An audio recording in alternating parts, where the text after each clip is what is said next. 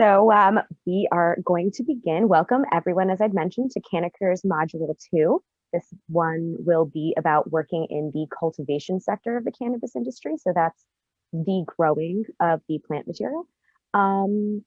We're going to get started now, and I'm going to give the mic to Pat, who is one of the members of the Woke board, who will introduce us and get us started. Hi, everyone. Thank you for spending your Saturday with us. I am Pat, the co-founder of Women of Color in Cannabis, WOCC, pronounced Woke. We are having our Module 2 CannaCareers today, which is all about cultivation, and that is going to be facilitated by Dionne Carroll. Dionne. Welcome, Dionne. Folks. Pleasure to be here. My name's Dionne Carroll. I have a background in multidisciplinary engineering and product lifecycle management, where I support the cannabis industry as well as several other industries. Thank you, Dionne, and welcome again. Thank you so much for joining us and for sharing your expertise with us once again. Patricia, thank you for introducing both Woke and Dionne. I'm Samantha Nitiutomo, but you guys can call me Sammie. I'm also on the board with Woke and our lovely Shaloma, who can say hi if she feels like it. Maybe not. Okay, well. Hi, everyone. So as Sammie mentioned, I'm also a founder, co-founder of Women of Color in Cannabis. We do want to thank you for joining us. This is our second session. Our first CannaCareers session was working in compliance, which was led by CannaCareers partner Ashley, who's on the call, as well as Dionne. So we're really interested in for part 2. We asked you guys some questions via email, but also on Instagram to send us your questions, which you did. So we're definitely going to answer those as well. Really pumped to share a lot of timely information, but also feel free to ask questions. You can raise your hand, you can send a question in the chat. We're also monitoring Facebook Live as well as Instagram. So if you felt more comfortable shooting us a DM with your question, feel free to do so. But we will leave time at the end as well. So if you haven't thought of a question, but have one by the end, don't worry, we do have time at the end for all of that. Yeah, so I'm really excited. I'm going to shut up now. And Dionne and Sammie, take it away. All right. Thank you, Lo. So this is a brief synopsis of what we're going to cover today. We're going to identify different career opportunities. So that's the different jobs, the titles of the jobs that are available in cultivation. We're also going to describe each of these different jobs, duties, and the qualifications that you will need to meet in order to, I guess, work successfully in these jobs. So yeah, I guess let's get started. Alrighty, so this is a brief list of the different types of cultivation jobs available. It is not the end-all be-all list, but it is a pretty good one, if I do say so myself. Thank you very much to Ashley and Dionne. So we have here a cultivation agent, harvester, trimmer, cultivation lead, IPM technician, assistant manager, cultivation manager, and director of cultivation. Dionne, correct me if I'm wrong, but these are all these titles. They might be called something different when you're looking on a job board at a specific company, right? Yeah, absolutely. These positions may vary, and as you mentioned before, there are other positions that you may see pop up within the industry, still within a cultivation position, and we'll kind of touch on some of those. But yeah, cultivation agent, harvester, trimmer, things of that nature. You know, you might see manicurist when you're looking at trimmer positions and things of that nature. So yeah, looking at the qualifications and the transferable skills that we talk about today, just try to align those to the positions as best as possible. And I think you guys should be fine. I also wanted to point out that the key thing, if you're interested in a job in cultivation, will be to look for job descriptions that describe cultivating. So that's the growing, the harvesting, the curing, am I describing this correctly? Processing to packaging at some points. Okay, processing to packaging. So it's the full range. Yeah. It's the beginning of the product life cycle, right? Okay, cool. Yep. So here's a list of general expectations for cultivation at large, so the entire sector. Being 21 or older is obviously a given. That's kind of a given for any career in cannabis, just because, well, to enjoy consuming it, you need to be 21. Submitting to a background check. Now, these next couple points, the ability to lift 50 pounds, the ability to bend, stand, or sit for extended periods of time, the ability to do intricate work that requires full use of both hands. These are all physical qualifications that are going to be necessary because cultivation is a relatively physically demanding role. Right, Dionne? Yes, there are these are fairly active positions, though there are positions such as trimmers and things of that nature, where in some cases, you don't necessarily need to be able to lift 50 pounds.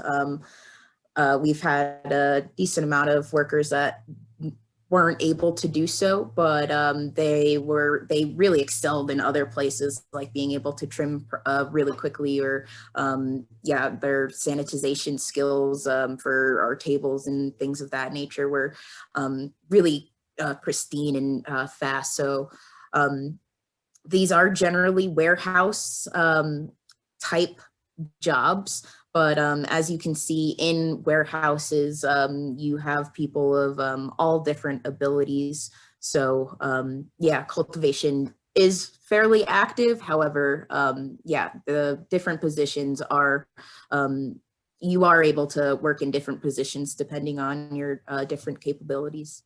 Okay, cool. So I guess the key here is going to be reading the job description and asking questions to the potential employer about the job description and what they're expecting for that specific job duty. Yeah, really looking at asking what the day-to-day expectation, what am I going to be doing every day? Even sometimes getting a quick peek as to what those individuals are doing on the floor is a good idea, just to make sure that you understand what you're getting into. Okay. Work will require exposure to bright lights. I'm going to take a wild guess here and say that those lights are the ones that are controlling the photo period plants, right? Yeah.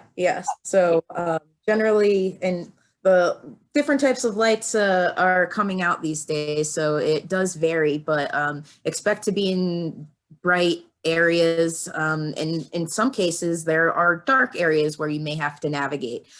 I've caught myself in several times where it's good to have a phone light with you, but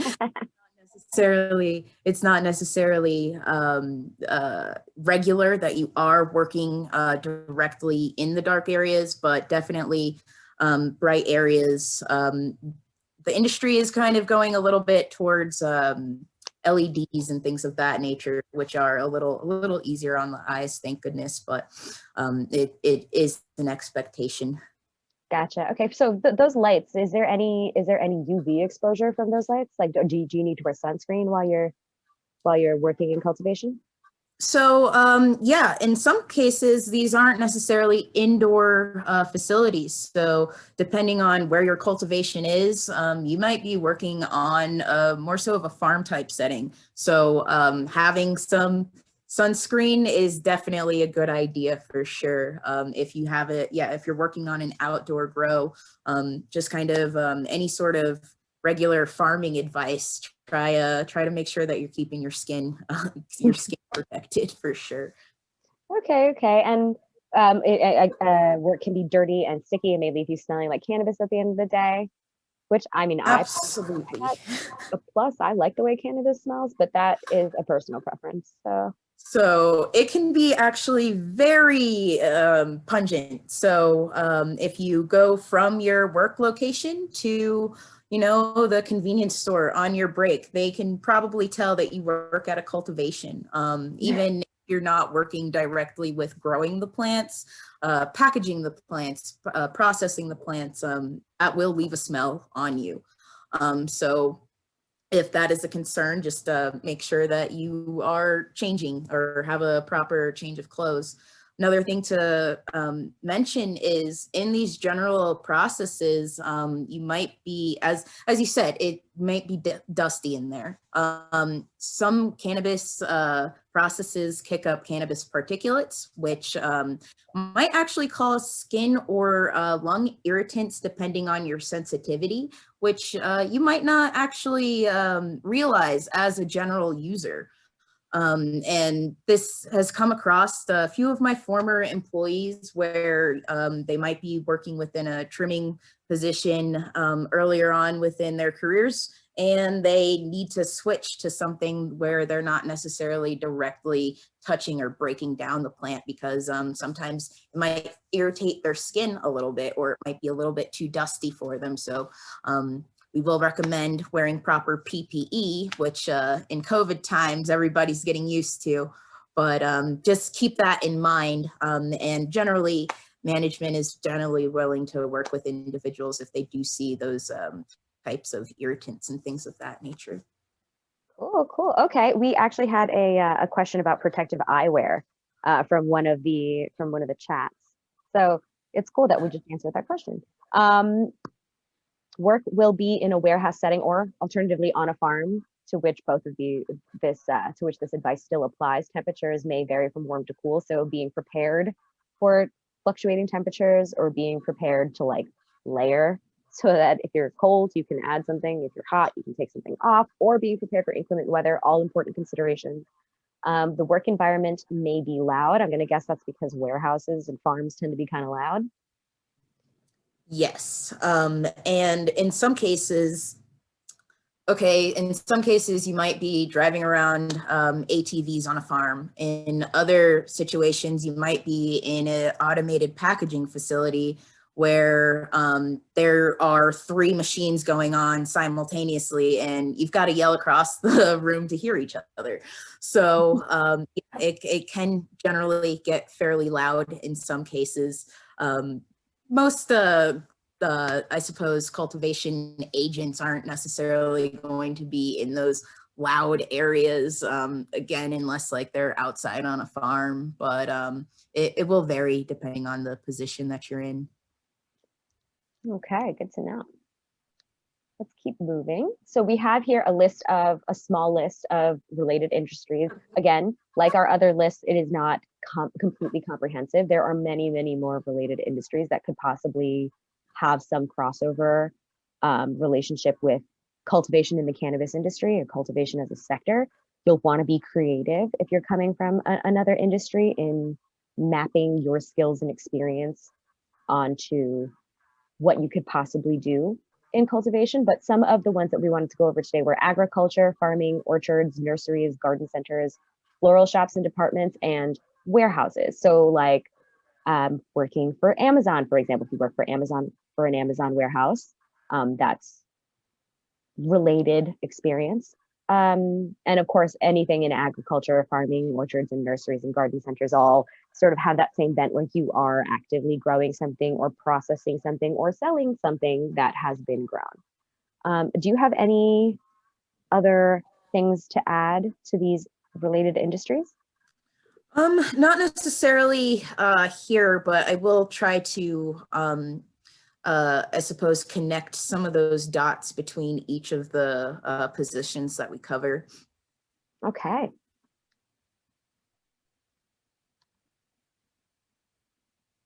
I have a question from the chat. What about community garden experience? Do you think that's something that you can parlay into experience in cultivation? Absolutely. Honestly, when it comes to your former experience, it's really about aligning what you can do with what the current position is, right? So community gardens, if you are helping cultivate foods that the community is able to thrive off of and actually eat.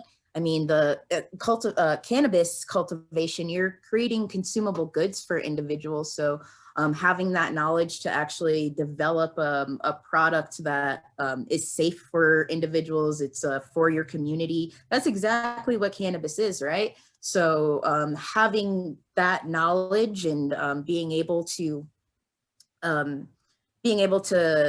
explain that demonstrated experience to the interviewers as well as on your resume, I think that's absolutely amazing. Okay, great. So like I said, guys, be creative when you are trying to see how you can break into this. Honestly, this goes for all sectors in cannabis. Being creative in where you pull your listed experience from, the experience that you want to share with the interviewers, because you really don't know what particular parts of your experience will map well onto the role that you are looking for, the role that you are hoping to gain. So being able to draw from all the different places where you have experience is going to be really, really helpful, especially since this is a brand new industry and essentially we're starting from scratch. So let's start with the trimmer role. In terms of role hierarchy or corporate hierarchy, if there is one, Dionne, where would the trimmer position fall? Generally on the entry level type of role, depending on your experience or speed as a trimmer, they do have some sort of like inter-rankings there, and you're allowed to, where basically there's entry level to more so experienced, where pay ranges will generally fluctuate. But trimmers are generally on the entry level or lower rung of the organizational chart.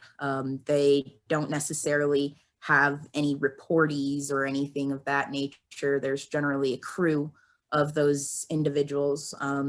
In some cases, depending on the size of the facility or the how they're operating, they might be seasonal. So they might have rotating positions and things of that nature, but they generally do report up to somebody else. Okay, cool. So if we are, let's say, a potential employee or an applicant that has not had very much experience in general or has not had any experience at all in the cannabis industry and would like to get to cultivation, this might be a good step one. A trimmer is somebody who breaks down flowers off of the stem and stalk of the plant in order to separate unusable waste from usable product. I'm going to guess that this information, like what is unusable waste versus what is a usable product, will be explained to trimmers that are entry level and that are beginning without past experience, correct? Yeah, absolutely. Because first things first, they don't want you to throw out any viable product, as well as they want you. They will generally walk you through a quality control process where you should be able to eye out any sort of bad product that might be viewable within that trimming process, and they should be able to walk you through basically the separation of usable, processable trim, waste material, and things of that nature, because different companies may be doing different things with the biomass. So they might have, they might be packaging their flower, they might be sending flour and other material to a manufacturing and processing extraction lab, things of that nature. Oh, that's right, because sugar leaves and sugar stems can be used for like the extraction process for edibles, for tinctures, for things like that, right?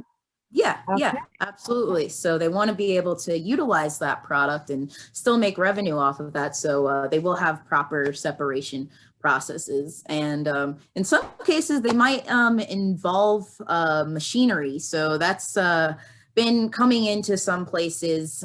So being able to either clean, break down those machines, and just operate them. They're generally fairly easy, and they will give you they will give you instructions on how to operate things of that nature. So it's also a good opportunity to get a little hands-on with things like that. Okay, so that means that if somebody, a potential applicant, has experience with machinery, I'm not sure what kind of machinery we're talking about here. Is it more espresso machine, or is it like Amazon warehouse forklift? Forklifts, they can come into the cultivation process in other areas, but honestly, if you're able to operate a Starbucks espresso machine, you should be able to operate a cultivation trim machine. A lot of it is simply being able to fill the product, turn the machine on, make sure that they're doing any sort of initial quality checks, making sure nothing is blocking anything, and being able to just monitor that spinning and rotation process. From there, there's generally like a little separator that you can operate. And for the most part, when I was training individuals on some machines like that, it took about 5 minutes to get them trained up. Perfect. So if you look at this, this is what I'm talking about, unexpected transferable skills. You were a barista at Starbucks, which means you not only used the machine and made sure that the grounds that were in there were fresh and were the correct grounds, but you cleaned it out afterwards and you made sure that it functioned properly. That's a transferable skill here. We also, from what I can glean, might have a transferable skill found in quality control. So somebody who is checking quality control for a product that is being prepared for retail or for consumption would have a transferable skill here, being able to analyze potential problems with the product before it goes out. Absolutely, because again, this is a consumable good. So in preserving that integrity of the product through all processes, it's 100% necessary. So having a quality control mindset in any aspect, say that you were working in fast food and you were often making sure that there weren't any sort of like overcooked products or things of that nature. Really, as Sam said, get creative, because this is really the time to do so and highlight those types of differentiators. And in some cases, it's not necessarily having the transferable skill, but being able to identify that transferable skill to the cannabis industry and saying, or any position that you're applying for, because it lets the interviewer know that you're conscious of what's going on here. So just having that just knowing what to expect and how to connect those dots is really going to make you more of a, just make you more of a hireable candidate. Okay, that's great advice. Thank you. So I see here also that we're talking a lot about compliance already, and this is an entry-level position in cultivation. So, you know, somebody who might be interested in compliance somewhere down the line, this might not be a bad place to start.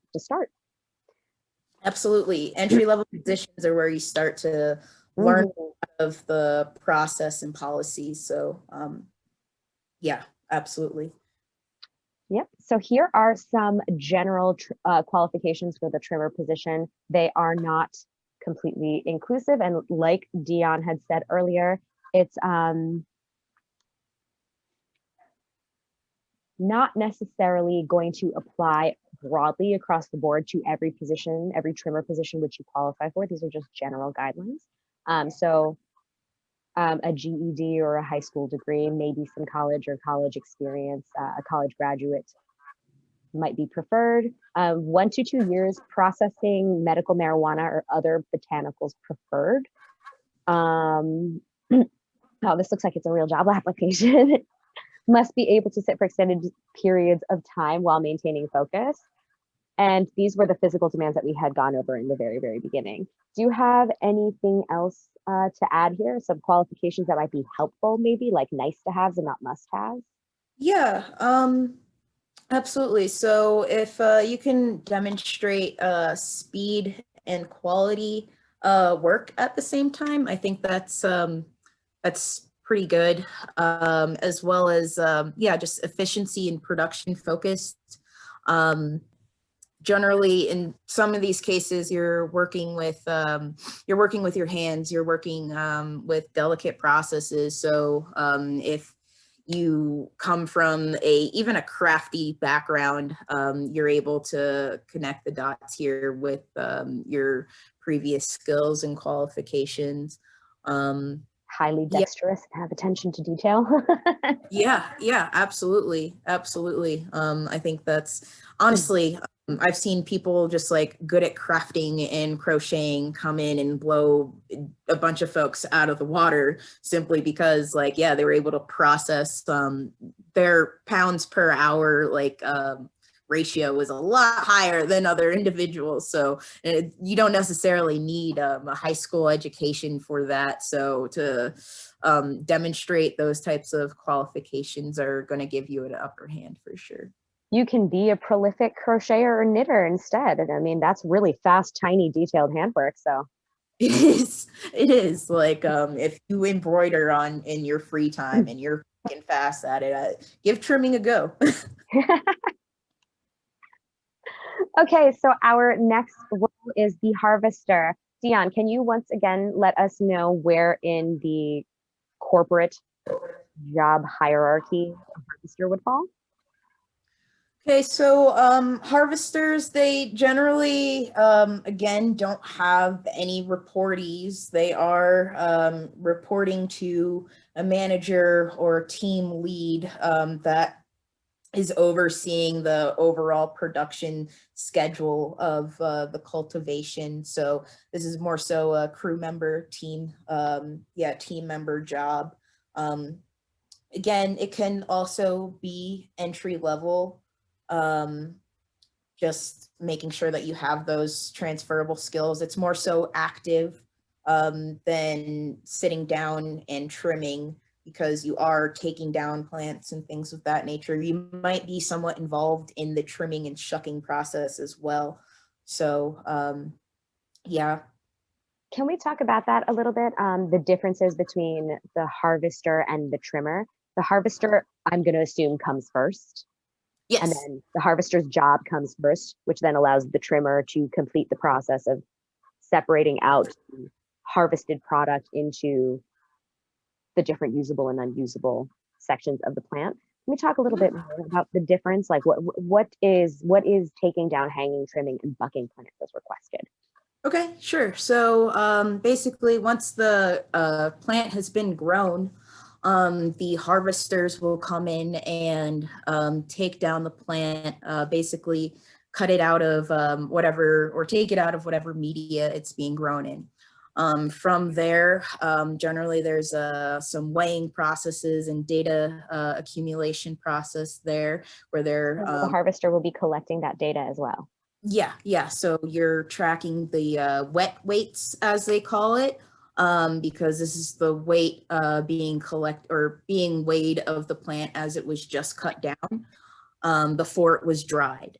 From there, the harvester will hang the plants, and they will hang them in the dry cure rooms or areas, and they generally have to dry for several days, depending on what your environmental control process is. But harvesters are to some degree in charge of overseeing that drying and cure process. They don't necessarily want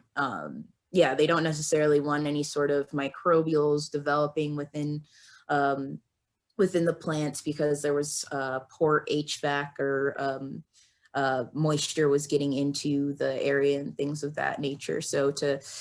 And generally what they're doing is just checking levels of the environmental control daily, maybe recording some of that information, and yeah, just keeping logs of that. And then once that product has been dried properly, it goes to the trimmers who will break that down further off of the hanged plants and and yeah, do their separation process. And generally, if they're producing for, I suppose, consumable flower products, so like the buds that you'd be smoking, they'll go through their manicuring process, and then that goes through again, a bit of a curing process to some degree, just to ensure that there isn't any sort of, they've got the right moisture levels and things of that nature for the product. Okay, thank you. Thank you. In terms of, I guess, transferable skills, which I love to talk about and focus on, as you guys can tell, because I think that that's, as a person who might potentially apply for a position, that's what I would want to know. What are the skills that I can map from my experience that is not in the cannabis industry here to make relevant to this position here? Let's see, we're talking about maintaining clean and sanitized workspace. We're talking about harvesting. So clearly anything agricultural would be super helpful here. What else? I guess somebody who often cleans up. I mean, post-COVID, I think that'll be everybody. Yeah, right. The industry is Right. now very, very sanitized. What else?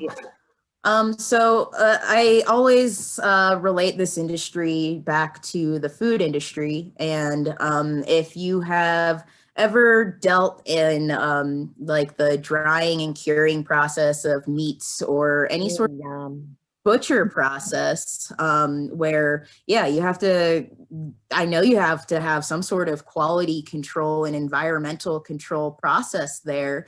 That is an extremely transferable skill. You absolutely know how to work with product that's going to be consumed. So the cleaning, the environmental control, all of that, you're privy to. So you're basically ready for the cannabis industry. That's a good one. I'm looking here at recognizes contamination, pest, seeds, dirt, mildew, etc., and handles them properly. The only place that I can think of that would manage something like that would be like the garden center at Lowe's or Home Depot. But there's got to be other places and industries that also maintain this problem. I don't know, maybe. Yeah, definitely. Again, food industries, whenever you see contaminants, yeah, bad food, you get rid of it.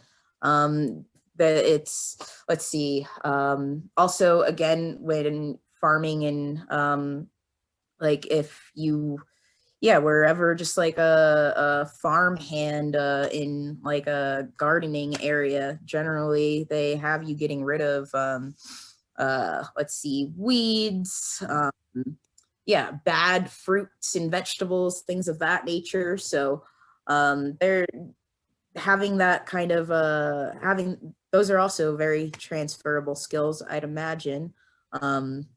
I have somebody in the, oh, that's Anne. Thank you, Anne, who mentioned that the healthcare industry also is chock full of potentially transferable skills. And I can think of the, sanitization that's required in healthcare environments to be like one that might be transferable here off the top of my head. You do have to keep a very specific cleanliness level. Home health aides, thank you, Anne, again.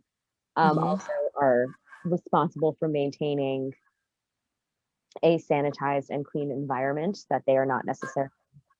They have to be very process oriented. So any individual that is process oriented and attentive to detail within an active and busy role, I think that is a really great skill to have. Okay. Amazing. So now we're going to be talking again about the qualifications. They are like the trimmer role. A lot of these roles will state that they'd prefer that you have a high school education or a GED, with some college or college graduate preferred, 1 to 2 years experience. Let's see, ability to adapt to a changing industry and an expanding organization, and is open to new ideas and change. What do you think about these next couple? I guess these are personal skills or qualities? Yeah, I think, well, whenever you're in the cannabis industry, or honestly, most of a lot of industries that are either up and coming or adapting to innovations, being a change champion is just a good thing to have under your belt. Being able to either adapt to those changes or just look at, I suppose, identify gaps within your processes to recommend to your higher ups. Those are always great skills and qualities to have. If you happen to be an ideas person that happens to, yeah, really give those ideas to the higher ups in order to implement those changes, and it helps your organization or even just your team out. I think that's a great thing to have under your belt, because the industry is, I see a few different things changing, especially when it comes to technology implementation and things of that nature. So The rules too. there's Managing always compliance changes. You have to be able to keep up with that. If your boss rolls out a new process and this is risk management or mandated by the law, you have to be able to yeah, keep up with that, as well as help your teammates do it. So being a team player, having great teamwork skills, those are also awesome. Yeah, so if you've worked on a team and already have developed those skills, I mean, even like retail, or if you're expanding from the food industry, that's also a useful transferable skill. Totally. Okay. So here we have the cultivation agent, responsible for providing on-site cultivation for one or more cannabis gardens. So I'm guessing the agent is responsible for a few trimmers and harvesters, yes? Yeah, in most cases, because in some cases, the cultivation agent might be the individual that's might be the individual really caring for the plants, and once those plants are grown, they hand those over to the harvesters and trimmers. In a lot of cases, you will see them trying to make sure that that product has the integrity and it's going to the right places at the right times, getting to the right locations.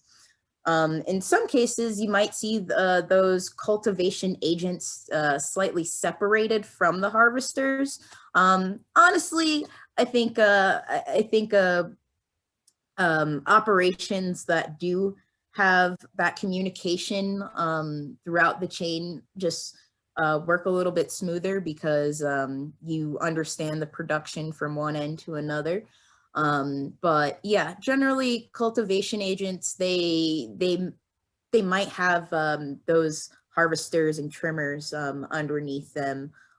Yeah, just to ensure the entire ensure the oversight of the entire flow of production.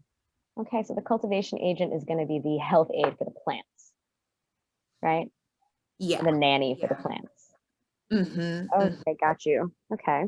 So for the cultivation agent, we are talking about, like we had mentioned, completion of tasks assigned to monitor and maintain plant production and health, maintaining quality control measures to ensure that the product that is grown is of the highest quality, maintaining organization, cleanliness, and efficiency of the production area, day-to-day plant care tasks, which will include watering and pruning. And I'm going to assume the cultivation agent is also, like, if it's an indoor grow, making sure that the lights are turned on for a specific period of times a day, so that the plants are, depending on what stage of the growth cycle the plants are in, and things like that.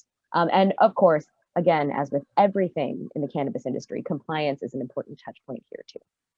Absolutely. So proper tracking and labeling of plants. Yeah, this person is basically in charge of the health of the plant. So if they are in charge of the entire garden or certain areas, making sure that, yeah, the production and life of the plants are good. And yeah, you're getting high yields out of what you're growing. Low kill ratios. Low kill ratios? Yes. So you don't kill that many plants? Is that what that means? Yeah, because as we mentioned before, you need to make sure have that eye for healthy product and things of that nature. So if one of your plants is unhealthy or you know, in some operations they might be starting off from seeds and things of that nature that might not be feminized, and you have a male in there, yeah, you have to pluck that out and make sure that undesirable plants aren't going to affect your production. Right, because if a male plant and a female plant mate, then the buds aren't produced, right? So you might have buds, but it's generally seedy. Gotcha. Okay. Yeah, So, nobody wants that. yeah, no, that's not fun to smoke. Although, if you are the person that wants to try and regrow at home, that could be a jackpot for you. Yeah, it's actually kind of cool to find some seeds in some plants that may have been overstressed, and they might develop some seeds in those buds. And yeah, I've kept those. Right. Who knows? You never know. I'm gonna guess that I'm going to guess and then ask you to confirm or correct, Dionne, that this is where if you have experience growing plants successfully at home, this is where that experience would become relevant, correct? Yeah, absolutely. Yeah, if you are not a person that can keep plants alive, maybe start off somewhere else, but generally in most cases, you will have like if you're coming in entry level, they will walk you through all of the reins to get you up and running to take care of plants. But having previous experience, especially depending on what level of a cultivation agent you might be coming into. Some places you might be in charge of an entire grow room, or yeah, more so the oversight of those plants all the way down to the production, because once you've grown your plants, you want them to be taken care of at the end of the line, right? But you want to be able to have some previous experience of perhaps feeding plants and knowing those nutrient cycles and things of that nature, or even a schedule and cycle type of growth or production, because that's kind of that's how the cannabis plant operates, from vegetative to well, I suppose from clones in some areas, to vegetative, to flower, to the final product. So being able to understand those cycles and timelines is going to be really important. And shameless plug here. If any of you guys are interested in finding out more about that, we did do a session on home growing with Jane from Cultivate SAS in January. If you guys are woke members, you can visit our website and you can take a look at that Canna session and the materials that were provided and learn a little bit about the different growth cycles and the different requirements that the plant has, the cannabis plant specifically has at each of those different stages. Okay. So here we have IPM technician. Dionne, could you be so kind as to tell us what the hell an IPM technician is? Absolutely. So that is an integrated pest management technician. And this individual is, or these positions are pretty much in charge of developing the either pesticide recipes or pesticide or anti-pesticide processes within the cultivation. So in some areas, there are certain types of anti-pest solutions that are allowed to be used in cultivation. So they are basically in charge of those cycles, or a lot of times you have to be privy to what your state allows for compliant anti-pest mitigation and control. In some places, insects are utilized, different types I'm sorry, insects are utilized to eliminate other insects? Yes. Yes, they are. Absolutely. Good. So not squeamish is a good qualification for this role. Yep, I have ordered thousands of, or if not millions of bugs for cultivations to be utilized on a regular basis. Yeah, and they will keep the bad bugs away and make sure that your plants are continuing to be healthy. You have to worry about a bunch of different types of pesticides, or a bunch of different types of pests, as well as pesticides, to be honest. You have to make sure that whatever you are utilizing is going to be healthy and continue that, keep the integrity of the product. Right, because it's for consumption. Yeah, absolutely. Absolutely. You don't ever want to utilize a process that you don't want to, basically, you don't want to consume that product.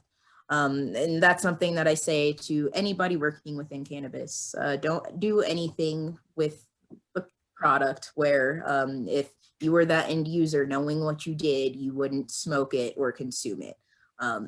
That's just basic integrity, I'd imagine, but this really comes into play when we're talking about the IPM technician duties, because you have to be process oriented. You have to basically, a lot of times this individual's making sure that, yeah, they're keeping up the integrity of the product, as well as what they do affects yields. So their job is extremely important, and they have to make sure that they're doing everything with integrity, as well as within compliance. So being able to be on top of diseases or pests and things of that nature, just understanding the right procedures, tools, and products used to treat these is definitely what this person's going to be doing. Okay, I have here a note from Ashley saying that qualifications may also vary based on how mature the cannabis market is wherever the job is located. So new markets may not have as many requirements as developed markets, which makes sense. So it's a little bit of a different game in New Jersey, which just legalized cannabis, versus California, which has had this legal for a significant period of time. Also, in new markets, cultivation agents may also play the trimmer, harvester, and IPM tech roles. Yeah. Which I would expect of the new industry. They're small, so you're doing everything. Yeah, totally. And any of us that have ever worked for a startup or in a burgeoning industry kind of have that jack of all trades experience. Can you tell me, as we go into the next slide, where folks who are IPM technicians normally come from, if they're not coming from within the cannabis industry themselves? Like where do you see IPM technicians' backgrounds normally being from? So generally, what I see is they have some sort of plant knowledge, generally when it comes to, some sort of pest control, not necessarily previous agricultural experience when it comes to pest management, or the educational experience. So they might actually come from a horticulture, biological, agricultural background, where they've done research in those areas. Or they may have been somebody that's previously worked within the cannabis industry and working their way over to those positions. So do come into the industry, there's oftentimes hiring within, so being able to move up from positions is fairly common. But if you're just coming into the industry, I would say, generally somebody that has some of those plant knowledge or horticultural, pest management, even backgrounds. Okay, cool. I also saw, I glossed over this and switched slides prematurely, but the last point of the previous slide said plate possible disease problems, incubate, prepare slides for possible identification. That sounds sciencey to me, right? So anybody that's got like a science background or an interest in science, this might be a fun place to to sow your seeds, if you pardon the pun. Yeah, it's where you can get a little more technical.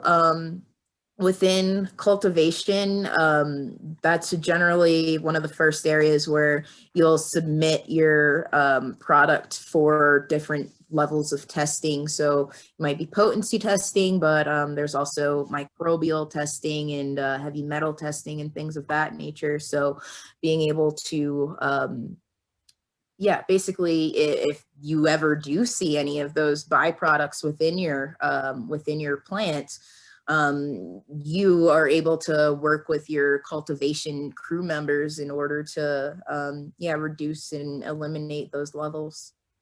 Cool. Okay. So I see here the last two. I want to talk about the last 2 points that we have here. Basic math skills and QAL license. Basic math skills. When we talk about basic math skills, are we talking about like arithmetic, or are we talking about like linear algebra? What is basic? We're talking more so about arithmetic, maybe a little bit of like basic algebra, like solve for X type of things, but not when you've got shapes and different types of letters within within that. Trust me, I've been there. That's not where we're going here. If you're scared of quadratic equations, you should be okay here. Yeah, absolutely. Okay, good to know. I'm sure there were some people who were asking that in their brains. QAL license. What is a QAL license? So that's and correct me if I'm wrong, anybody, but it's basically a certification for what was it? Quality. Okay, Qualified applicator license. Thank you. I appreciate it.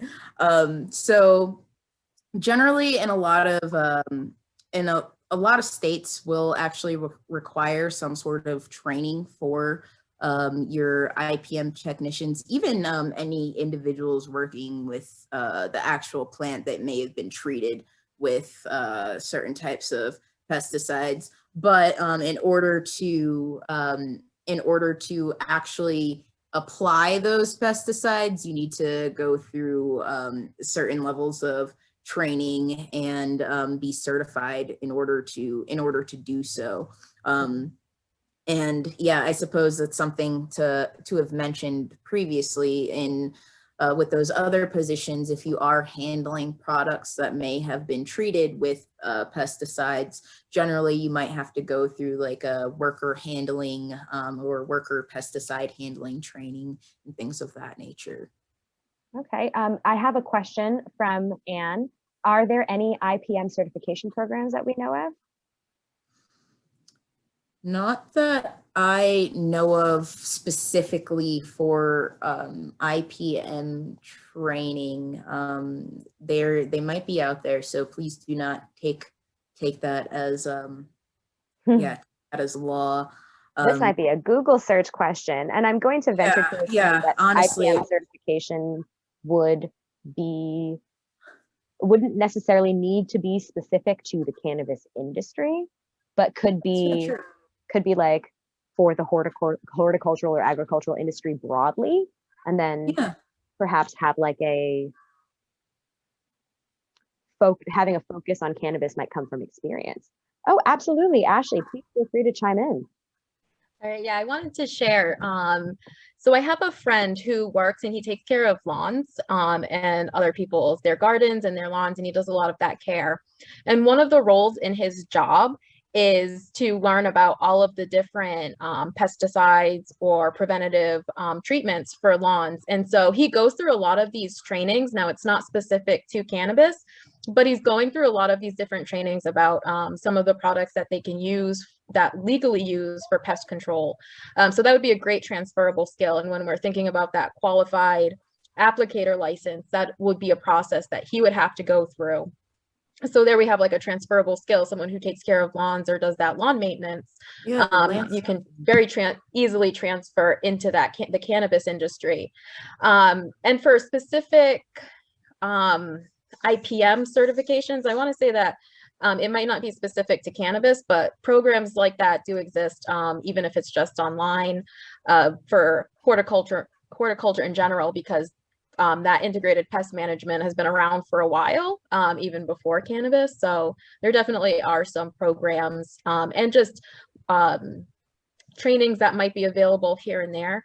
Now, I prefer organic cannabis. I'm not a fan of treated cannabis or pesticides, but it is something that does exist. And depending on what state you're in, what is allowed to be used on that cannabis might vary.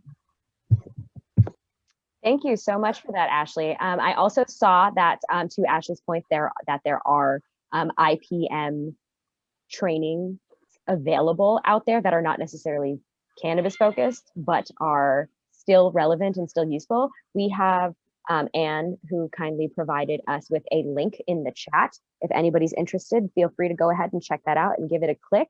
And you can take a look at some options for pest management certification. That's awesome. Thank you to Anne and Ashley. And of course, Dionne, as I put the spotlight back on you, we now have our cultivation manager. Now, I'm hearing the word manager and thinking hierarchy again. So this is one step up above entry level. Would I be correct in that assumption? So the managers are generally over, I'd say a little bit over entry level. At some point there might be some sort of, I suppose, intermediate positions, such as like either floor supervisors or supervisors within certain areas that are generally like team leads and things of that nature.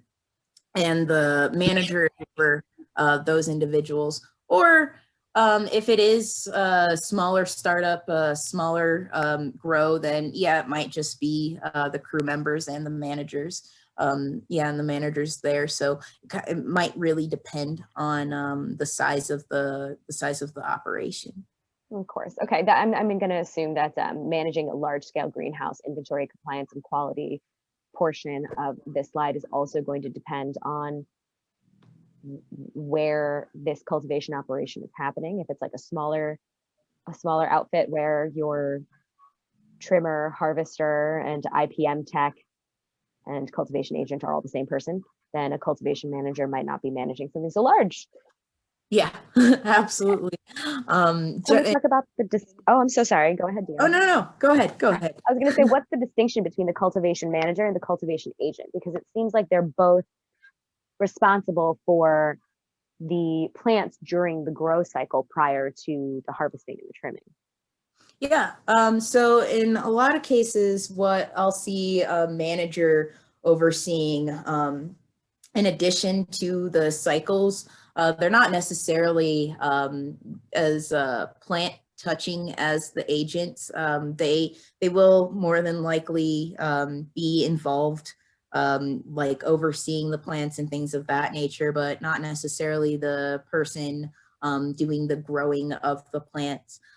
They will potentially oversee budgets, timelines, even do some of the hiring, the training and things of that nature, SOP development and implementation. For anyone who doesn't know what an SOP is, standard operating procedure is what that stands for. Sorry, go on. So basically they will be developing the operating task of whatever position or I suppose thing needs to be completed or procedure needs to be completed. They'll be writing those out and distributing them to the teams, the crew members or supervisors they're working with. They are overseeing a lot of the record keeping as well. So if the state comes in and asks questions, the manager is generally the person that's got all those papers to hand over. And yeah, even if there is or is not a director, simply because they are kind of the oversight of the entire operation going on there. Yeah, they if there's really problems of production and yields and things of that nature, the manager is really highly involved in the risk management, as well as the correction of any problems that might happen there. Okay. Okay. So I was going to mention this a little bit later on, but I think that right now might be a good time. If you are in this sort of a managerial position, I'm going to guess that this is when it's going to become of the, I mean, it's always important, but it's going to become of the utmost importance for you to be ahead of or aware of the best practices and trends in the industry, in the cultivation sector specifically, because you are setting those SOPs. You are creating the rules or the steps that all of the rest of your team, your cultivation team, is following in order to produce the best possible quality product at the end of all of this. So keeping abreast of industry news and attending conferences, I'm going to guess that these are kind of important things that cultivation managers need to be aware of. Absolutely. When you're a manager in really any industry, you want to be privy to new processes, any sort of compliance rollouts, and just being available technology. Up to date with all of the technology. Science has figured out that, exactly. Science has figured out that this is the new best way to grow a cannabis plant, or to exactly, as I mentioned previously, as the industry is kind of working with different types of light sources like LEDs. Managers need to be privy to that because as the industry goes that way, it not only is going to serve their operation environmentally and fiscally, but we might see compliance be rolled out that way, compliance demands being rolled out where you have to be able to fall within these certain watts per square footage and things of that nature. And how are you going to do that? And as we see other cultivations able to achieve that, you don't necessarily want to fall behind, and you don't want to do it too late, because I've definitely seen places where they're playing catch up with their compliance processes, and certain things may have to shut down. They see fines, things like that. So the manager is in charge of that. They have to be on top of it. Otherwise, the operation is not going to be as successul as warranted. Otherwise, you might not have a job for long if it needs to shut down for a little while. You will not. And I mean, like, fair though. Okay, so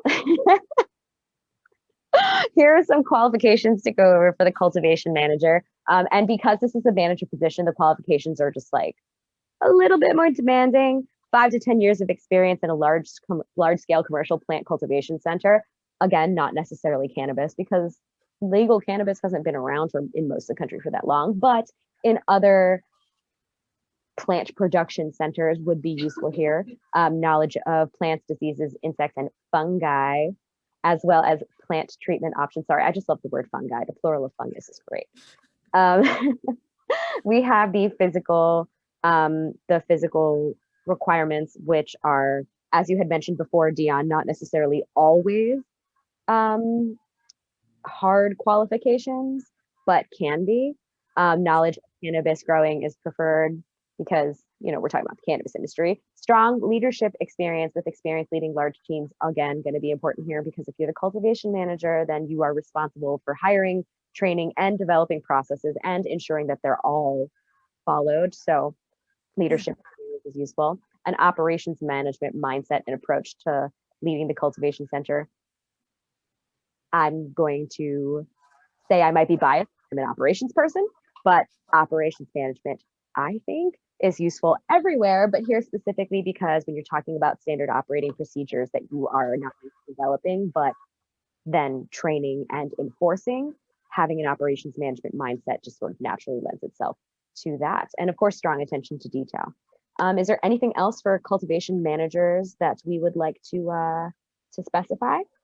I mean, you really did cover it. I suppose in substitute for that horticultural background of 5 to 10 years of experience, really understanding the plant cycle and scheduling of that with that perhaps on an agricultural level, that is what's really important, because that's where a lot of your predictions and planning is going to be coming from. So to be able to understand that and implement it properly, as well as shifting if there is ever, I mean, we're dealing with live plants here, so sometimes things don't necessarily always go our way. So to be able to make the right decisions to shift your operation as needed, or your schedules as needed, and roll that out to your team. So again, be a change champion. That is really important. Great communication is clutch. Yes, I would agree. That I think also is a leadership experience thing, because I don't know how many successful leaders are bad at communicating, but there shouldn't be that many of them. Yeah, because you're communicating not only up the chain, but down the chain. Yep. And while you are a manager, you are in charge of people. So as you are working for your higher ups, you're also working for your employees and taking care of them. So yeah, to make sure that you're communicating properly both ways is extremely important. Okay, so now we have our final position, which is the Director of Cultivation. This is the final position that we are discussing today. The Director of Cultivation develops greenhouse protocols and nutrient regimen. So executive, preventative, maintenance, and elimination of all types of molds. Okay, sorry, I can't even get past reading the gross, but all sorts of gross things. The IPM technician, I'm assuming, is also going to be responsible for some of these. Does the Director of Cultivation have duties that intersect with the IPM technician, the cultivation agent, the cultivation manager, or is the director sort of the overseer of everything? The director is generally the overseer, but you should generally have that intersectional communication and working. The director isn't necessarily going to be hands-on with the plants, but they generally are working with the managers, working with the rest of the teams to roll out these processes. If there are ever issues within the operation, like, it needs to be funneled up to the director, because that individual is in charge of the success of the operation from up to down. So, I mean, in a lot of cases, I've recommended that if they aren't already, certain skip level meetings need to happen, where the director is directly interacting with the employees outside of just management. Because again, communication is extremely key. And in order to make sure that they're expressing the proper values and needs of some of the processes that they're rolling out, that communication definitely needs to be there. It also helps the management as well, because managers are really generally busy, like on the floor, a little bit more hands-on while dealing with kind of executive level issues and administrative issues. So the director is kind of there to make sure that there's no fallback of any sort of drop in process within management, as well as overseeing any sort of the full success of those changes, and risk management and policies and procedures are being properly rolled out. Because it's not just the manager's butt that gets on the line if something drastic within the facility happens, where they might be fined or something of that nature. The executive team will be looking towards the director as well, so they need to be privy to the lot of it. That's great advice. Keeping as somebody who is director level or somebody that's upper management, keeping your ear to the ground and keeping an open line of communication with your boots on the ground is how you get ahead of larger potential issues. Yeah, because you don't want to find out when it's too late. And this person, the director, is also going to be the person who is responsible for the audit inquiries. And so that's a fun one. If you have some experience with audits, this might be a good role for you. Yeah, you get to be definitely higher level, working with the higher level, like working with the executives, covering HR policies and issues and procedures. And definitely rolling a higher level decision maker. Like this is, it's your operation. It's your baby to some degree, so you're the person keeping the eye on the metrics, how many pounds of usable plant or sellable plant matter were extracted from how many plants that were grown in how long. And you need to be able to understand that and pass that up to the executive chain. Potential interactions and communications with the state's cannabis agency officials. So that's kind of like audits and inquiries, right? Or does that often, or does that also happen in reverse, where the state is not necessarily contacting you, but you are contacting the state? Well, if you're looking for certain types of clarifications on policies or procedures, it's definitely fair to reach out to the state and ask for that, or just like the local city. Because a lot of time, in some cases, those are the individuals writing the mandates. Understanding who to contact is definitely a good idea. But yeah, if the state walks into your facility, definitely the director and the manager are the ones, more so the director, are the ones who are answering questions. The manager is really going to be there to funnel information to them as needed, make sure that whatever records that they're asking for are being collected and things of that nature. But yeah, the director is generally the individual forming that relationship. Yeah, you might have your fire department walking in, and the director is going to generally be handling those interactions. And the fire department. Yeah. So the fire department, you have to be up to fire code, right, or you are operating a facility. So you can't, you have to make sure that your sprinklers are properly installed if you have that of a system. So the director of cultivation is responsible for those sorts of inquiries. Yeah. So if the fire department comes in and gives you a list of things that you need to change, you need to make sure that those changes are made within a timely manner before they come back. If you have, electrical cords daisy chained, they'll yell at you over things like that. So just making sure that your facility is up to code, because a lot of times your employees won't necessarily know that. So what's a daisy chain? So if you have a power cord and you plug it into another power cord, like one of those power strips. Oh, that's bad. Yeah, you can't do that. I didn't even know that. There you go. Good to know. Yeah. All right. So things like that, just proper facility upkeep and codes. The director is should be privy to that and should make sure that their management is up to date with all of that information, so that they can keep their eyes on the ground for things.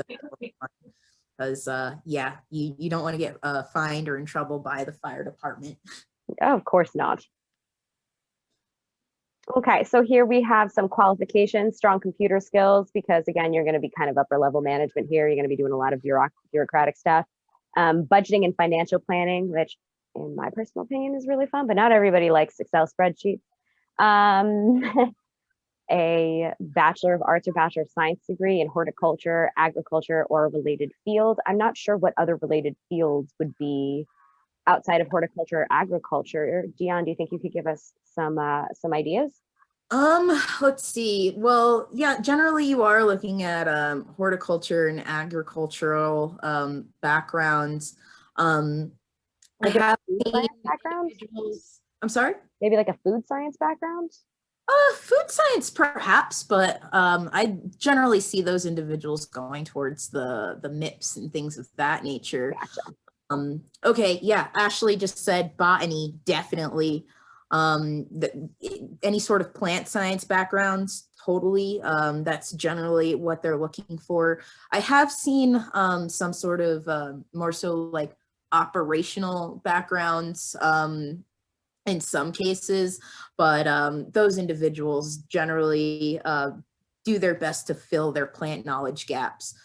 So really within any of those, these higher level positions, if you do have certain gaps when it comes to plant knowledge or cannabis knowledge, you are expected to fill those pretty quickly within your beginning of the position.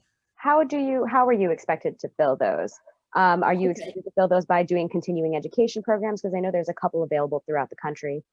There's one specifically for the cultivation of cannabis plants, if I'm not mistaken, somewhere in the Midwest or Massachusetts, perhaps. So honestly, you should be able to you try to fill your gap kind of however you can. Whether it is through just personal research and yeah, you're literally like acquiring information through your personal networks, asking individuals, asking your team, like the people that you work with. You shouldn't be scared to ask questions, especially if you are in like a managerial director type of level role. Or again, yeah, like you said, going through certain certifications or seeking certain courses. There are. What about industry news? I'm sorry? What about industry news, like industry news? Oh, always. You should, as a director, you need to be industry news. Like just, you should get some sort of alerts. I'd imagine, like just the. We'll go over a couple of those too. There are actually 3 helpful news organizations that we've included at the very, very bottom of the Working in Cultivation module worksheet that we've shared to the chat here today. If anybody would like that, please let us know, ping us in the chat if you haven't been able to download that PDF file. Those are 3 that us here at Woke specifically that we use personally, that are good for like industry updates and news about the industry. I believe one of them, Marijuana Moment, is a daily newsletter which gives you quick snippet downloads, like your Apple News app. Someone in the chat has also mentioned that Clubhouse rooms can also provide a wealth of knowledge, as many people ask specific questions directly to experienced people. So social media is a really good place for crowdsourcing knowledge. Absolutely. Awesome. Thank you for that, Nisha. Great options. Okay. So now that we've gone over the different available jobs, oh, well, Brian, welcome from Clubhouse. Now that we've gone over the different available jobs in this sector, we're going to be talking about specifically how to apply for the job. We're going to start with transferable skills, which we have been talking about throughout the presentation, but here's like a little review. So harvesting, plant care, bouquet arrangement and assembly. I'd like to stop there and talk a little bit more about what there is transferable. Is that like a trimming thing? Yeah, definitely. So something that you could definitely relate to trimming, because as we said, well, when talking about trimming, there may be certain different quality levels of the product that they're looking for, especially when it comes to flower. And in some cases, they might have some very high-end product that you need to make sure that you're preserving the size of the buds as well as that look of the product. So being able to make sure the plant to make it pretty. Yeah, you're making a pretty little plant. it's warranted and expected in some of these positions, especially for some of the prices that they're selling this product for. I mean, there are different tiers of the product outputs in some cases. So to say that, yeah, you maybe like somewhat pristine in your flower arrangements, that might be something that that hiring managers are looking for when it comes to trimmers. I definitely was looking for individuals that were fast, as well as attentive to quality and detail. So if you're doing some sort of bouquet and flower arrangement and, you know, you kicked butt on Valentine's Day and Mother's Day, something of that nature, then that's something to speak to. Okay, awesome. We have the next two items: cycled, scheduled inventory control, and environmentally controlled storage management. These are off the top of my head, food industry related. So if you have dealt at, like, if you've worked at a supermarket or a grocery store and you had to deal with like meats that need to be refrigerated and stored at a certain temperature, and like, you know, plants that have those little sprinkle things over them, you know, the fresh herbs in the supermarket that have things over them, somebody has to time that, stuff like that. Is there any other place that this is coming from, or is that largely where this is? Generally talking about grocery stores in food, and food markets, but really in any industry that might be first in, first out conscious. So if they are conscious to, you know, the first product or any type of cycle like that, and I generally talk about first in, first out because LIFO is not it for you. Yeah. Sorry, that's industry jargon. First in, first out, which is FIFO, is an inventory control term. And it means that the first inventory to come in is the first inventory that is sold. LIFO is the opposite of that. The last inventory to come in is the first inventory sold. So we're talking here about first in, first out. Sorry. No, thank you. I appreciate it. Because that is kind of how cannabis is managed. This product does have a shelf life. So to be able to make sure that you have the understanding of those processes is going to be important, because you can't sell expired product. Of course. So we finally have quantity and quality-based handwork, so working with your hands, and facility team management and oversight. Yep. So the quantity and quality-based handwork, that's really going to be those individuals that are going to be plant touching. If you are a cultivation agent or really that individual taking care of plants, you might be going in and pruning the plants and, you know, getting rid of excess branches to make sure that there's proper growth and airflow throughout the plant. So you need to be able to work with your hands to some degree and be a little bit delicate there. Or, as I had mentioned previously, the trimmers. They're always looking for quantity and quality. In some cases, especially during harvest season, they might be looking to process a lot of their products so that they can get that new freshly grown product out to the stores. So they will be looking for people that are able to process that product fairly quickly for them. The facility team management and oversight, that's really just more so talking about managers and directors having that sort of managerial experience or knowledge and oversight and understanding of what you need in order to have a successfully operational facility, not just a cannabis grow, but the actual facility and operations within that. This might be a good time to mention if there is a harvest season, because of course, you know, cannabis plants have specific times where they grow best, where they're being harvested the most. I would assume that there would be an increase in demand during the harvesting season for positions such as trimmers and harvesters. Correct? So you'll generally see a lot of uptick around the fall seasons for harvesters and trimmers when you're talking about outdoor grown plants.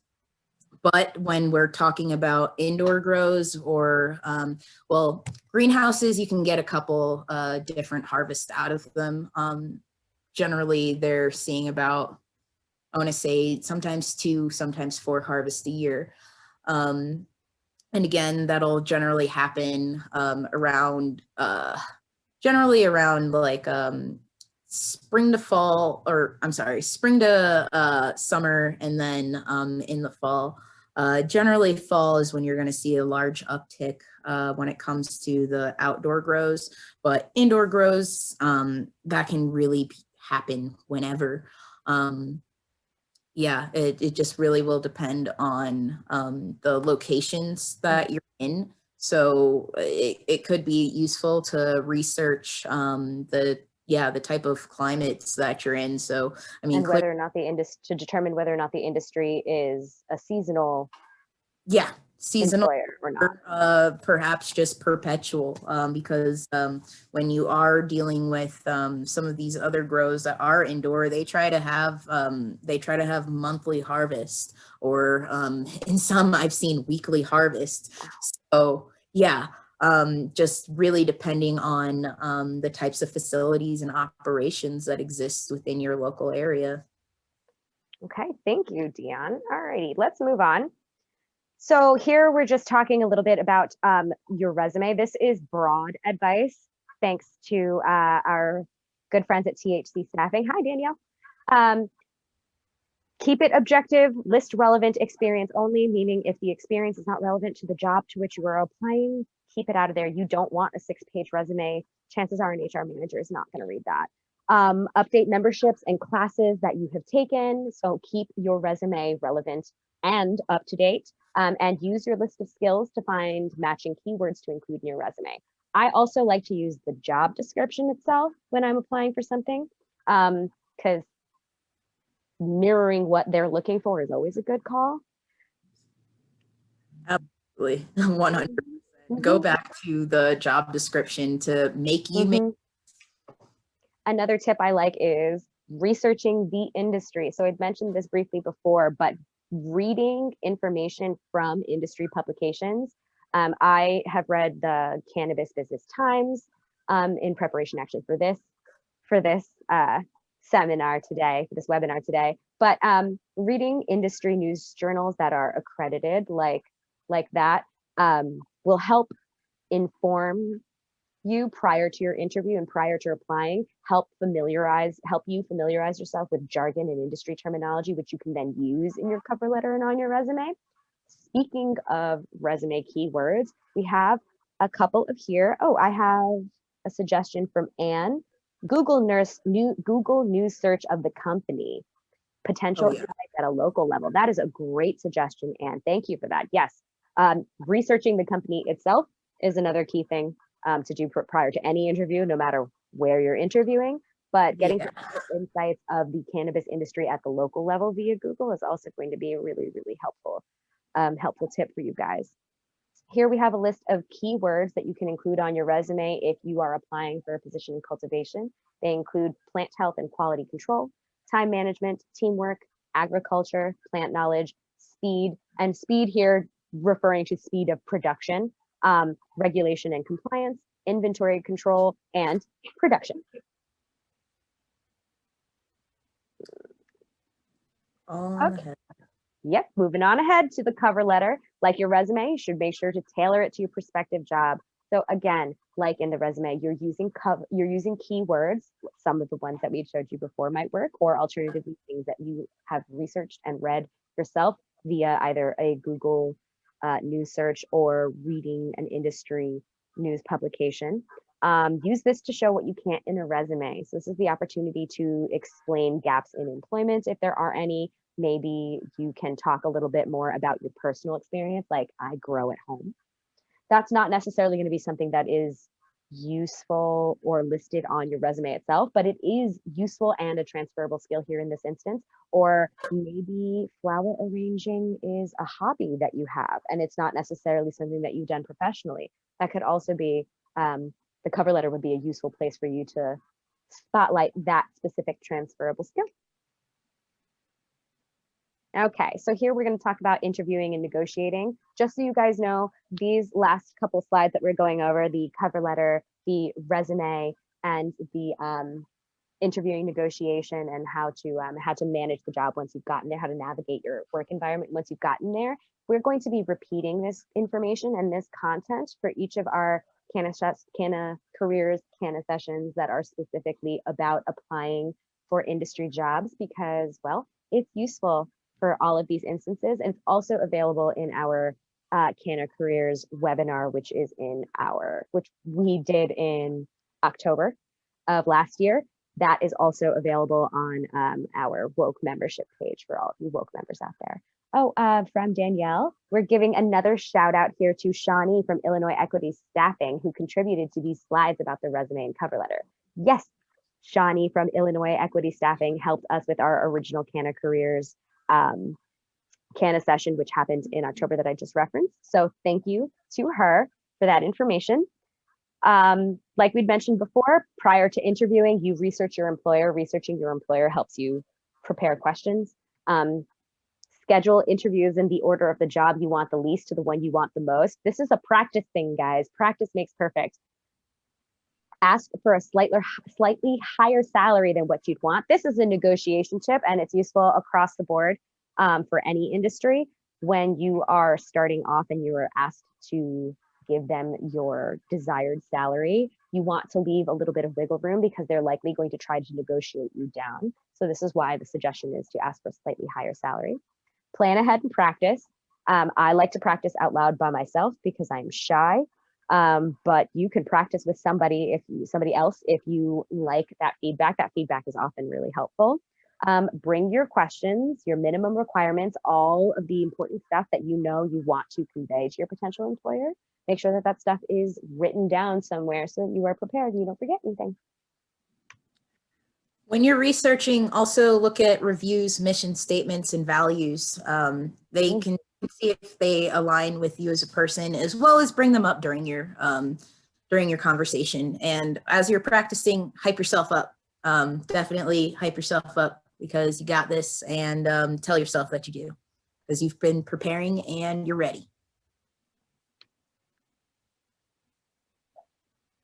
This is for once you've gotten the job, navigating a hostile work environment, because as much as we here at CannaCareers and other folks in the cannabis industry are trying excuse me, to create and cultivate safe spaces, that's not always in our control. And sometimes you may find yourself in a space that doesn't feel safe or that doesn't support you in a way that is tangible. So knowing your rights, your employment rights, are really, really important. Knowing when and where to seek legal help is really, really important.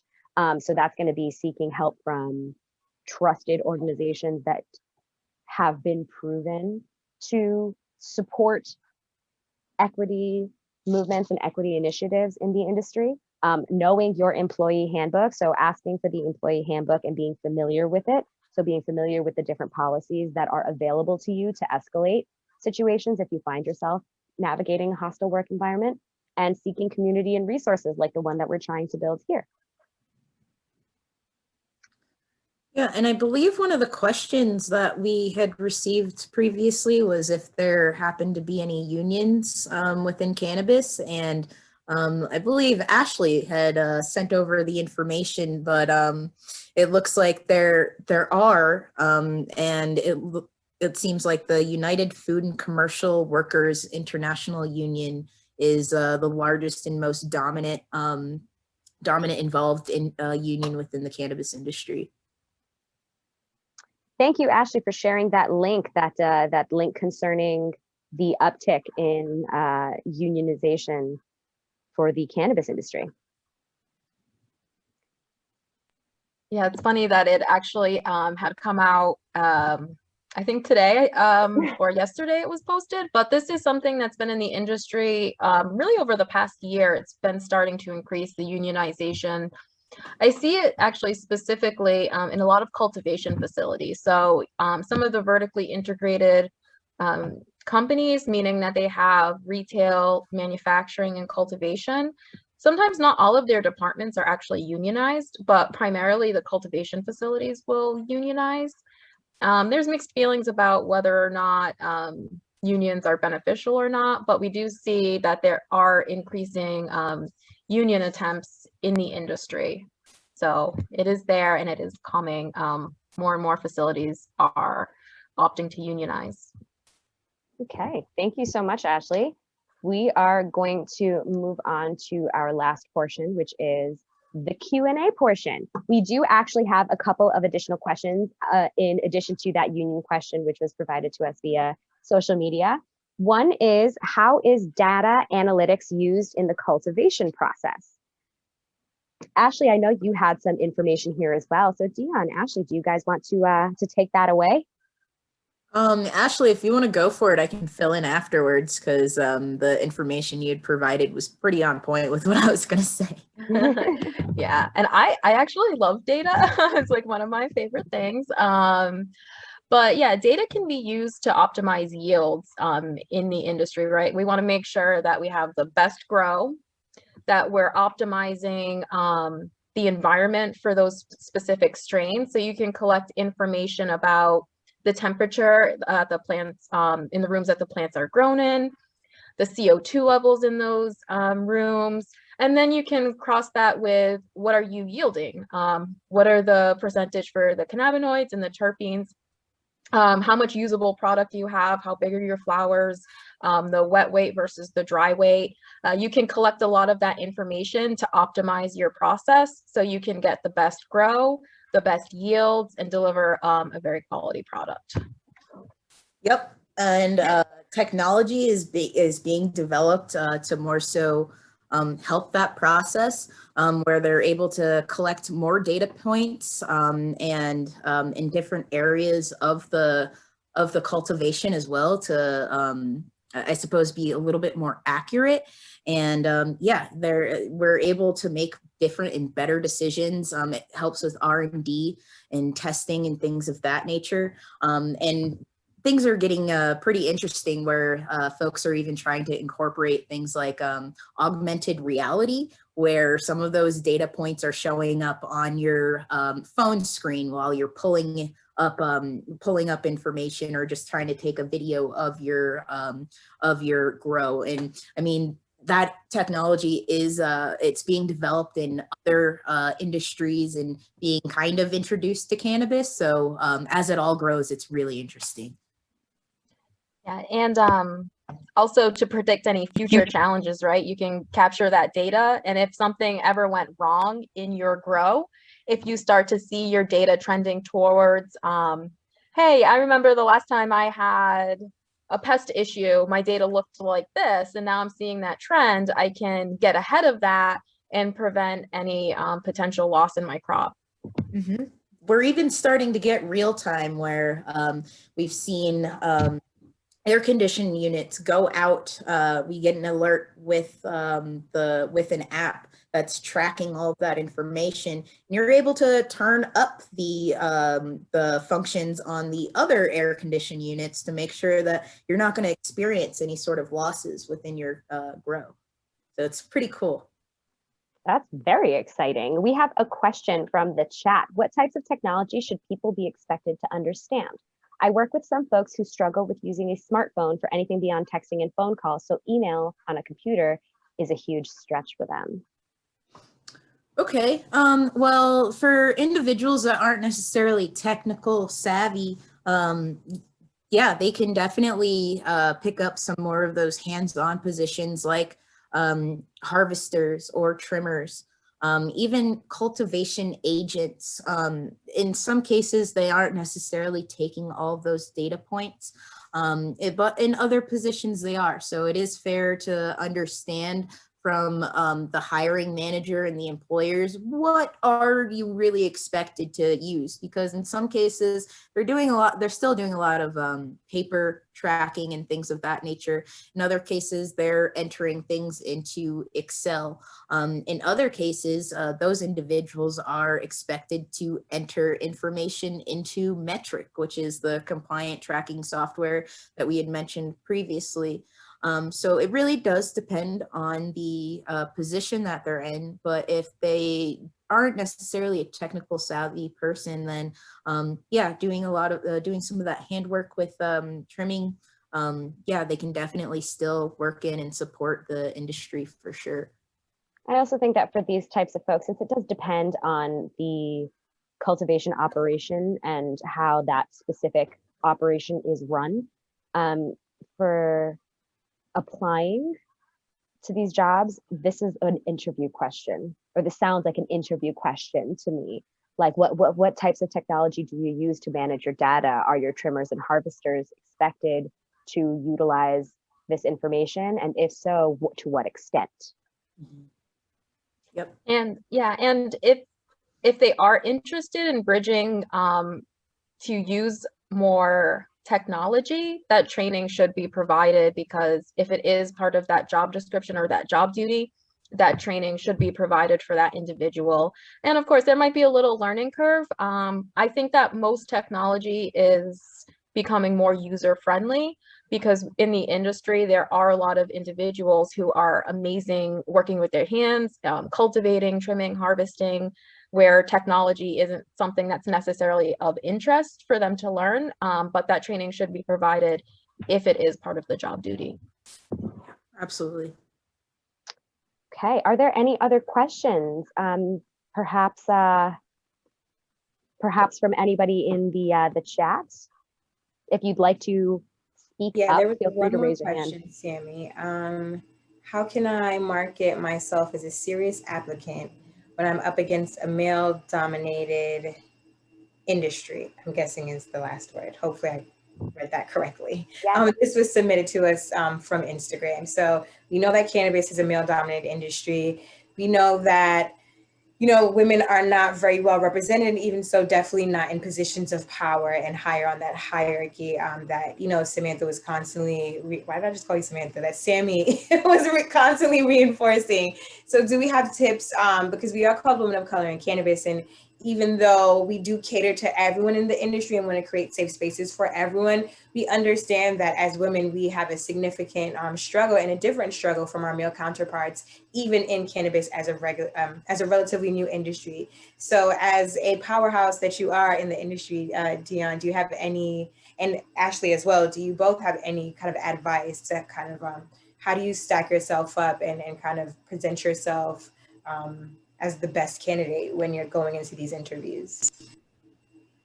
So anytime, and this was when I first even started entering the industry, I look at what is being asked for from the position or the company I'm reaching out to, and I look at my differentiators. And as I said before, your transferable skills, they don't necessarily have to be as unique as everybody else, but it's how you're presenting yourself.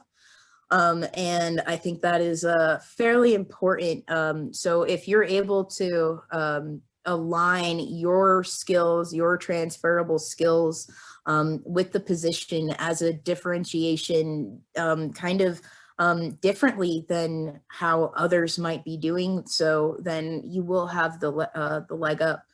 Simply coming to these sessions here where we are explaining transferable skills, you have the ability to kind of look at what you've done before in your past and highlight that in, basically in direction of what you're trying to achieve and what you're working for and in the position that you're trying to get. Because yeah, definitely especially like presenting your cover letter and resume within a way that shows that differentiation. And then once you're in that interview, being able to speak towards that, that's a great way to give yourself a leg up. when trying to get into the industry for sure. Ashley, do you have anything else to add?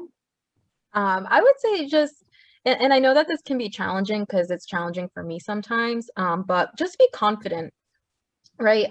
You know, with your resume and your cover letter and your previous experience, just, you know, even when you're writing it, putting that energy, just having that confidence that you do have the skills and that you are the best fit for that job, and going into the interview and having that confidence. I find that men have a lot of confidence, and I believe it's Shawnee who always says that men will apply for a job that they know they're not qualified for. And so women have to have that confidence as well, that we're applying for jobs that we know we're qualified for, and then having that confidence in the interviewing process, and being confident in the negotiating process and knowing our worth.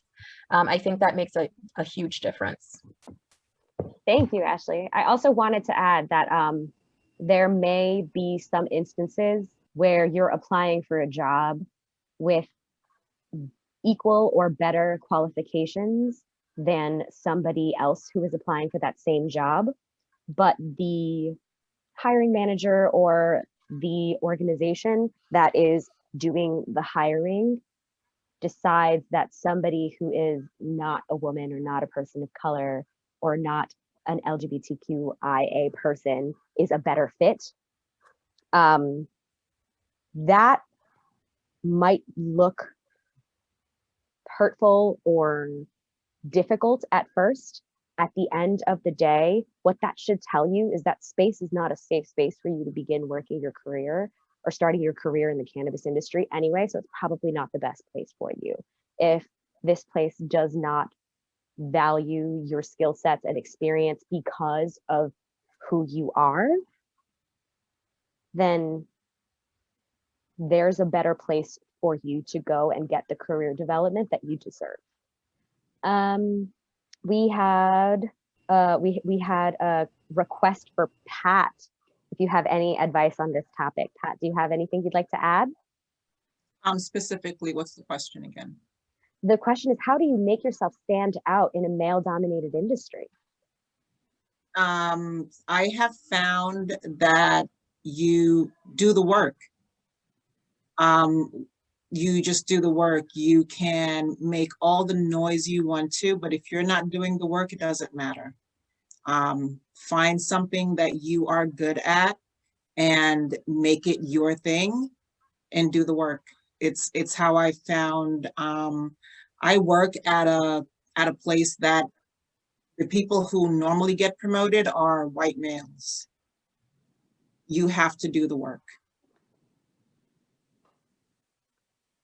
Yeah, doing the work and making sure that you're prepared and that you are maintaining equal footing with everyone else in your tier is going to be important, and going to be the crux of whether or not you're able to gain that, hold that footing or keep that footing, as it were. Thank you so much for that input, Pat.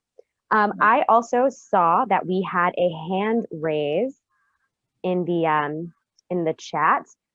Brian Lazo has a question for us. Brian, would you like to ask your question? Yes, hello, can y'all hear me? Mm-hmm. Well, first of all, I want to thank all of you ladies for taking the time to educate the public.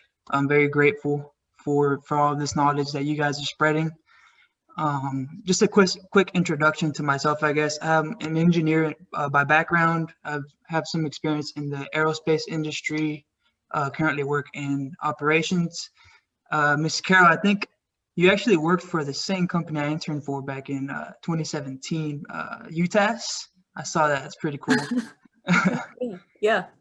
Yeah, so just wondering, I've always had a strong connection with cannabis. So back in college, it helped me get through a lot of issues with anxiety, depression, things of that nature.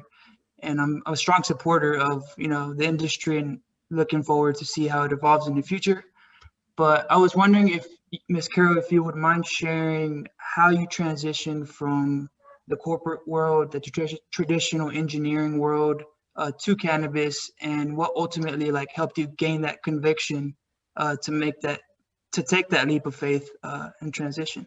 What a Okay. great question. Thank you. Yeah, that is a great question, because it was something that I actually struggled with personally, being somebody that I got my engineering degree to support the cannabis industry. I knew coming out of high school that this is what I wanted to do, but I also knew I needed a providing.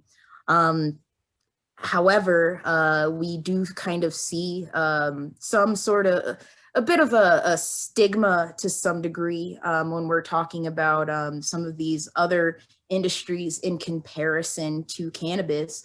And really being confident in my passion, knowing like this is what I want to do.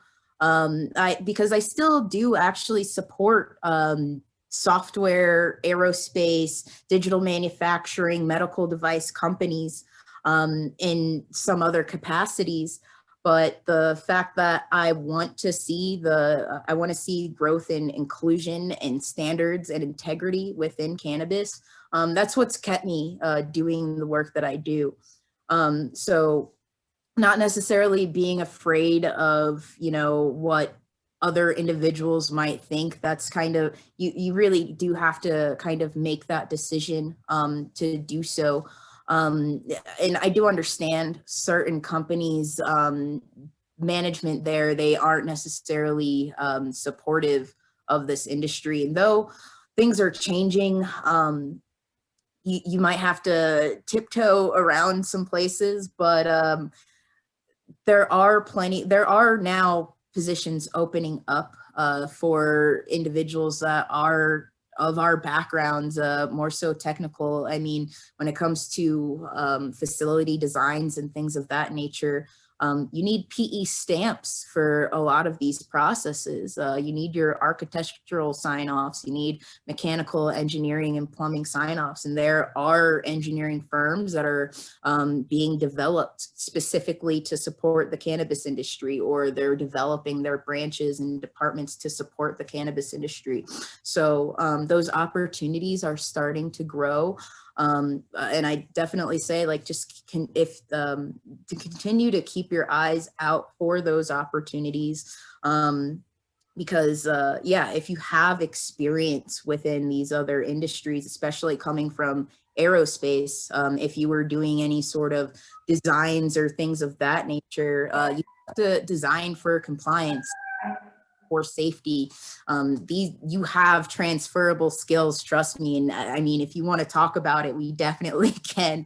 But I really think, yeah, it's really making sure that you're dedicated to the industry, and yeah, like making the leap. In some cases, you can support both, like I do.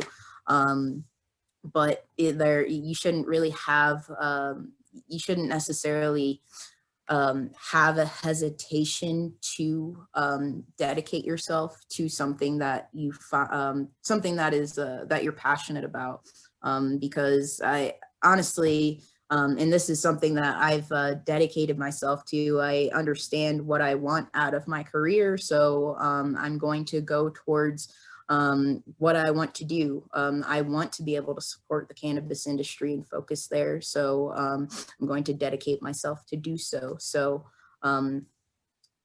it's really kind of making the decision and finding the opportunities out there, but they definitely do exist. And just because it is a growing industry, I wouldn't necessarily say let that hold you back. In some cases, people will even try to pay you less because of the fact. But as we've been saying, know your worth, know your value, and yeah, you should be as successful as you are in other industries. Thank you so much, Dionne, for sharing all of that. We are running out of time. I just wanted to mention for Brian and anyone else who is interested in making the leap possibly into the cannabis industry, but is having some trouble either finding their wings or finding other like-minded individuals or places that they can go. Networking on LinkedIn. A quick search for cannabis-related groups and pages on LinkedIn will yield you tons and tons and tons of possible information.